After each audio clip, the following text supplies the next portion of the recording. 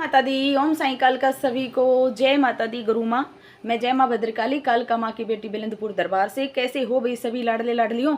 महामाई जगदम्बे जगत जननी सब पर कृपा दृष्टि बनाए रखे, सबके घरों में फेरा लगाती रहे, सबकी मनोकामना पूरी करती रहे। तो आज फिर हाजिर हैं कर्मों के चक्कर के बारे में बात करने के लिए। क्योंकि कई बार इंसान ये समझता है कि आज तूने किसी का हक हड़प लिया, या आज तूने किसी के साथ दगा कर दी, आज तूने धोखा कर दिया और जोत पूजा भक्ति पे ज़्यादा ध्यान दे ले तो वो तेरे कर्म समाप्त हो जाएंगे, अच्छे हो जाएंगे। जबकि ऐसा कभी नहीं हो सकता। जो कर्म आपने किए हैं, जो शब्द आपने दूसरों के लिए बोले हैं, वो आपके पास लौट कर जरूर आएंगे। इसका जीता जागता उदाहरण आप महाभारत से ले लो। जो गांधारी थी वो शिव भक्त थी। किसी भी नारी को ये वरदान नहीं प्राप्त होता कि वो एक जीवन में 100 पुत्रों को जन्म दे दे, लेकिन उनकी शिव भक्ति के कारण उन्हें एक जन्म में ही 101 बच्चों का सुख प्राप्त हुआ। वो उनका वरदान लगा लो, उनकी भक्ति लगा लो, उनके कर्म लगा लो, उसके कारण।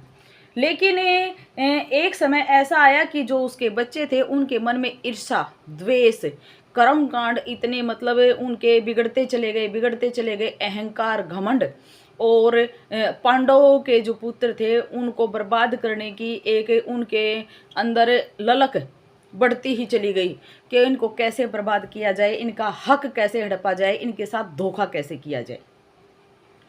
तो वो उस चीज में लगे रहे। कभी लाक्षागृह आता है, कभी द्रौपदी का चीरहरण आता है, बहुत सारी ऐसी चीजें की उन्होंने, अपने कर्म बिगाड़े। तो एक समय ऐसा आता है जो आज के लोगों की एक धारणा बन गई है कि इसके साथ गलत कर और थोड़ा दान पुण्य करे, इसके साथ गलत कर और इसका हड़प और थोड़ा सा लोटा लेकर न घूमया तो मतलब तेरे कर्म खत्म हो जाएंगे। पुराना जो तूने दूसरों के साथ गलत किया है, लेकिन आप गलत फहमी में हो, कुछ नहीं खत्म होता। क्योंकि गांधारी ने फिर अपने पुत्र मोह में वो अपनी भक्ति को मतलब आगे किया, और उसके ऊपर जितना भी उसने तप किया था, जितना भी जो कुछ किया था अपने पुत्र के ऊपर देने की कोशिश की, लेकिन कर्मों की मार को उसकी भक्ति भी नहीं रोक पाई ना। लास्ट में जिन कौरवों ने, जिन गांधारी के पुत्रों ने दूसरों को बर्बाद करने की कोशिश की, दूसरों को बर्बाद करने की सोची, दूसरों को खत्म करके उनका हक हड़पने की सोची, आखिर में उनका कुल बर्बाद हो गया, खत्म हो गया। तो कर्म का पहिया लौट कर जरूर आता है। तो किसी को शब्द बोलते हो तो सोच समझ कर बोलो, जो आप अपने लिए उठ सको। किसी के साथ गलत करते हो तो सोच समझ कर करो, क्योंकि कर्मों के जो फेर होते हैं उनको कोई नहीं बदल सकता। जो आपने किया है वो आपको भोगना ही भोगना पड़ेगा।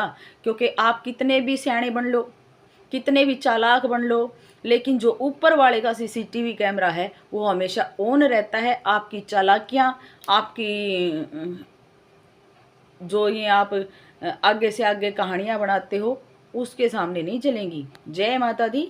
हर हर महादेव।